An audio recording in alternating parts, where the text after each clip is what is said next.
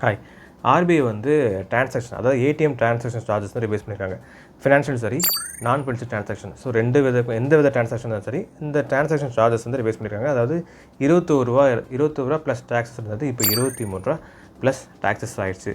நீங்கள் ஏடிஎம்மில் போய் பணம் எடுக்கிறீங்க, அதாவது மெட்ரோ ஏரியாஸில் போய் ஏடிஎம்மில் பணம் எடுக்கிறீங்க அப்படின்னா 3 டைம்ஸ் நீங்கள் ஃப்ரீயாக எடுத்துக்கலாம்.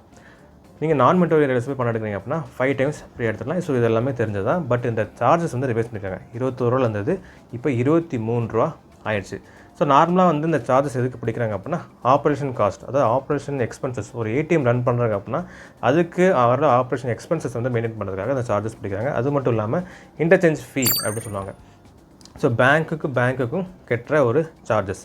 ஃபார் எக்ஸாம்பிள் வந்து நீங்கள் ஒரு HDFC பேங்க் கஸ்டமராக இருக்கீங்க, நீங்கள் SBI பேங்க் ஏடிஎம்மில் போய்ட்டு பணம் எடுக்கிறீங்க அப்படின்னா அந்த SBI பேங்க் என்ன பண்ணுவாங்கன்னா HDFC பேங்க்குக்கு ஒரு சார்ஜஸ் வந்து அப்ளை பண்ணுவாங்க.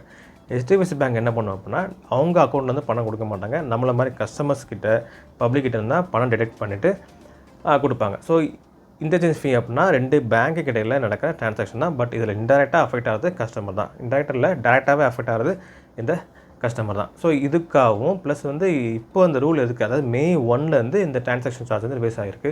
ஸோ மெயினாக எதுக்கு இது கொண்டு வந்திருக்காங்க அப்படின்னா டிஜிட்டல் பேங்கிங்கை ப்ரமோட் பண்ணுறதுக்காக கொண்டு வந்திருக்காக சொல்கிறாங்க. நீங்கள் ஏடிஎம்மில் போய் பணம் எடுத்து தான் நீங்கள் பொருட்கள்லாம் வாங்குறீங்க. இன்கேஸ் கூகுள் பே, ஃபோன்பே இதெல்லாம் வந்து அதிகமாக யூஸ் பண்ணாமல் ஏடிஎம்மில் பணம் எடுத்து தான் யூஸ் பண்ணுறீங்க அப்படின்னா நீங்கள் எடுக்கிற கவுண்ட்டை வந்து கரெக்டாக ஞாபகம் வச்சுக்கோங்க. ஸோ 3 டைம்ஸ் ஆர் 5 டைம்ஸ் மேலே போன அப்புறம் வந்து இந்த தேவையில்லாத சார்ஜஸ் வந்து அவாய்ட் பண்ணுறதுக்காக வந்து நீங்கள் ஏடிஎம்மில் எடுக்கிற அந்த கவுண்ட்டை வந்து கரெக்டாக ஞாபகத்தை வச்சுட்டு நீங்கள் ப்ரொசீட் பண்ணுங்கள்.